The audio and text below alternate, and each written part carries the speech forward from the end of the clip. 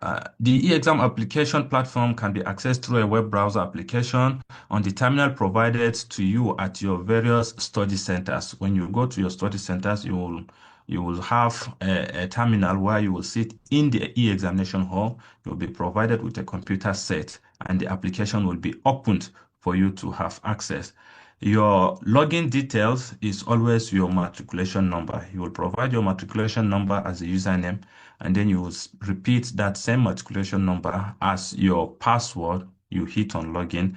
That will give you access to the e-examination platform.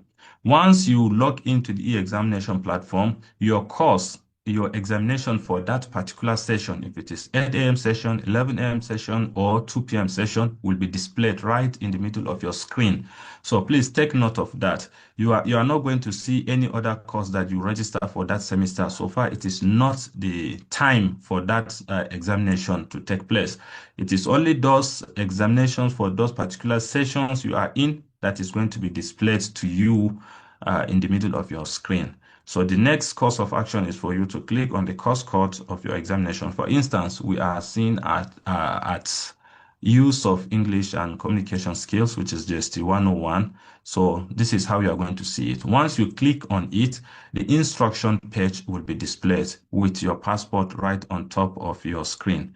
So this is also part of the examination. You need to understand your instruction. Please read the instructions carefully, and then when you are ready, you can see Start Exam Now at the bottom of your page. So you can click on that Start Exam Now. A pop-up will show asking you to confirm if you really want to start the exam, because once you click on this Start Exam in red, you will have a timer and it will start counting down. It depends on if you have 30 minutes, 1 hour, or 1 hour 30 minutes. In NAN, we mostly have from 1 hour exam or 1 hour 30 minutes exam.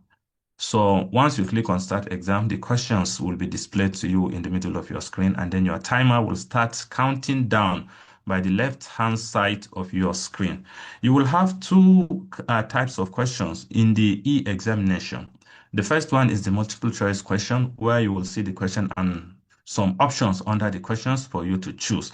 And then you will have the short answer form of question, where you will need to type in the answer in the text fields provided to you as short answers.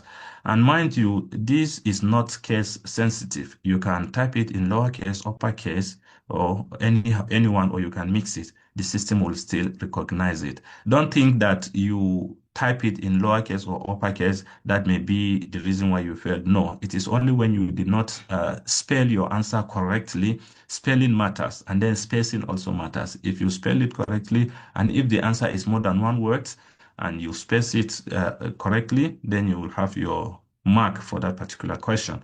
But if you did not space it correctly, maybe you put double space, triple space, or you did not even put space in between. For instance, if you are asked who is the president of Nigeria and you put Bola Tinubu all joined together, sorry, you may not get point for that particular question. So you will need to put it the way it's supposed to be.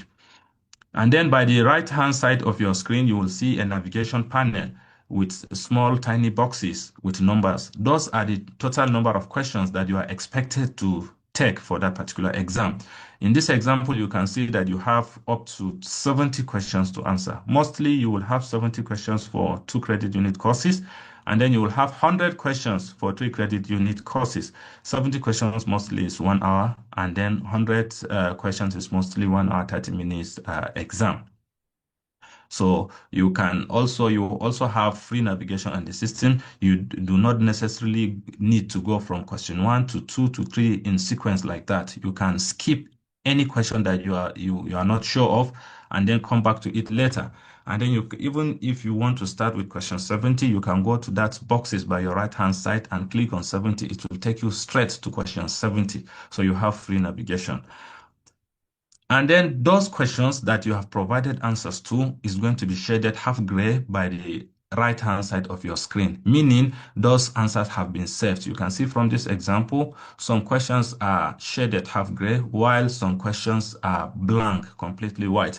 Those ones that are blank means we did not provide answers for those particular questions. So you have the access to go back to check them and then provide answers to those particular questions again. This is subject to if you still have time left because everything goes around your timing. When your time runs out, when you have 0 seconds left on your timer, the system will automatically submit your exam and you're not going to lose anything that you've done so far. It is only what you've done that is going to be submitted and then you will be graded. At the end of the exam, when you are done with your exam, you will see finish attempt at the end of question 70 or at the bottom of those particular boxes by the right, you will see finish exam. You can click on either of the two to initiate the process of submitting your examinations. Once you click on finish exam, a summary of your attempts will be displayed to you with the total number of questions from 1 to 70 or 1 to 100, and then with comment to show you if your answer is saved or if you did not yet provide answer for that particular question. At this point, you still have option to return back to your exam. When you click on return to attempt, that will take you back to your exam again. Still, if you have time left, but when your time runs out, all these ones will not be displayed to you. It is only your final grade for that particular exam that is going to be displayed to you on the screen. So you can decide to return to your attempt if you still have time left, or you can decide to click on submit all and finish, which will end your exam and submit your attempt. After submitting your attempt, your final grade for this exam will be displayed. Mostly, as we explained earlier, most exams are over 70. So you will see whatever that you scored over 70. So this is the summary of your examination. So these are the few steps that you may need to take. It is very, very simple and straightforward. When you compose yourself and you really pay attention, you will not have any issues. And in case of any problem, we always have IT staffs, which are the technical staffs in charge of the examination halls in the study centers to attend to you. And we also have other staffs that are helping in the administration of the e-examination at the study centers. So you can always raise your hand to draw their attention to any issue that you may face. So please report any issue as quick as possible. Do not delay. Report when there is problem. Raise up your hand, draw their attention, they will come to your rescue at that particular moment. And then the final action that you may need to take is to log out from the e-examination platform. To do that, you will go to the right of your screen on top. You will see your name with your matric number in brackets. Click on that name. A drop-down menu will show. And then the last menu is logout. You click on logout and then it will take you out of the examination.